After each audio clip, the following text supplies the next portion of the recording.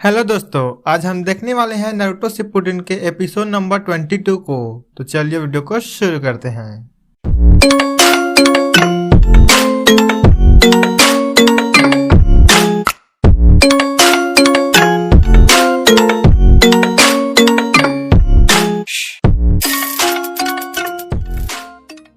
Episode के शुरुआत में हम देखते हैं कि देइदारा अभी भी जिंदा है और वो कहता है, हद है यार, मेरा तबाही करने वाला क्लोन भी बेकार गया।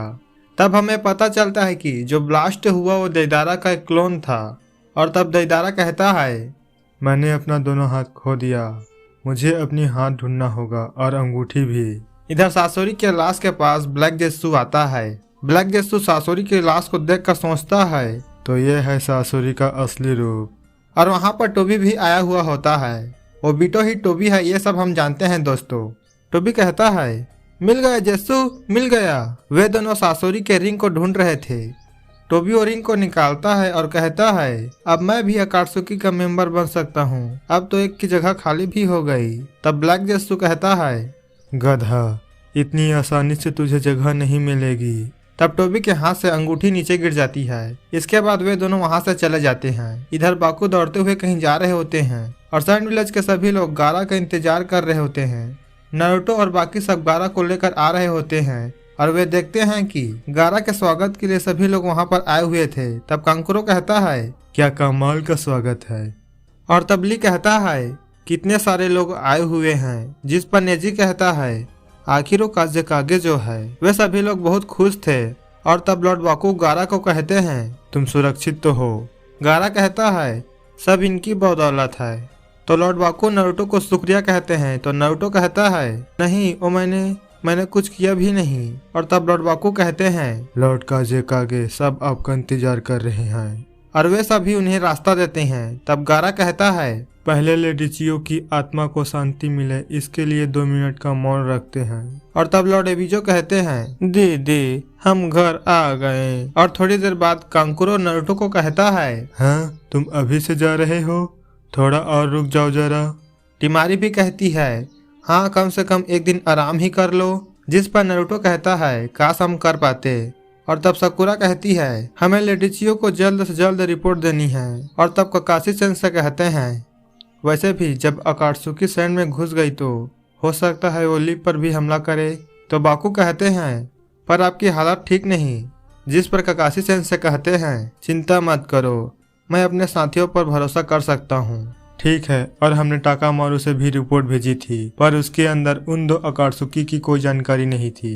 क्या वो भी भेजना चाहते हो? ककाशी सेन से कहते हैं, और मैं खुद लेडी होकागे को बता दूंगा। कुछ है जो मुझे परेशान कर रहा है। इधर लीप में सैंड का भेजा हुआ पक्षी टाकामारू पहुंच गया था। तब शिजो ने उस रिपोर्ट को पढ़ती है। सैंड विलेज की लेडी चियो की मौत हुई और काज़ेकागे सुरक्षित आ गए हैं। टीम गाई और टीम काकाशी दोनों ने मिशन पूरा कर लिया। वे 3 दिन में लीप वापिस आ रहे हैं। और शिजो ने यह भी कहती है कि ये मिशन ठीक ठाक चल गया, पर जैसा मास्टर जिराया ने कहा था, एक जिंजुरी की नारुतो को वहां भेजना जहां टेलबिस्ट का शिकार हो, क्या यह ठीक है? माना उसकी टीम में ककाशी है जो पहले अनबू मेंबर था, पर इतना बड़ा रिस्क लेना क्या ठीक है? जिस पर लेडी सुनाटे कहती है, नारुतो ऐसा है इसीलिए मैंने उसे भेजा। सिर्फ एक जिंचुरी की ही दूसरे जिंचुरी की को समझ सकता है, और साथ ही उसकी एक खासियत है, जब वो कुछ कहता है तो करके दिखाता है। इधर लॉर्ड एबिजो लेडी चियो के कब्र के पास होते हैं और तब वहां पर टीम ककाशी और टीम गाई भी आते हैं।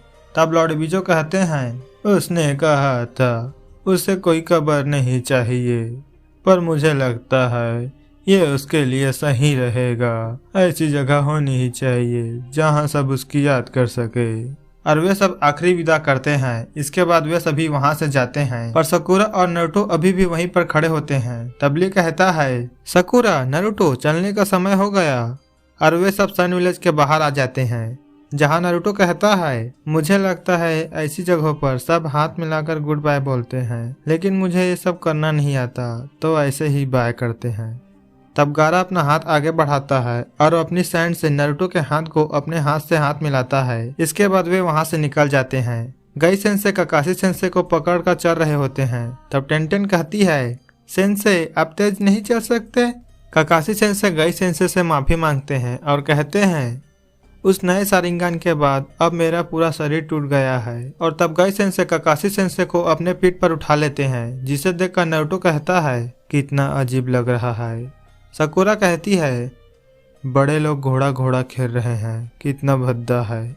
ली कहता है समझ गया, एक नई ट्रेनिंग। और तब गई सेंसे बहुत तेजी से आगे जाते हैं। तब ली नेजी को कहता है कि तुम भी मेरे पीठ पर बैठ जाओ। नेजी कहता है भूल जाओ। इधर टोबी देदारा के कटे हुए हाथ को देखकर कहता है लगता है देदारा भी ऊपर गया, उसने बड़ा बम फोड़ा होगा, है ना जेस्सू? उसके टुकड़े यहीं बिखरे होंगे। और तब वहां पर देदारा आ जाता है, जिसे देखकर टोबी कहता है ओए तू तो जिंदा निकला।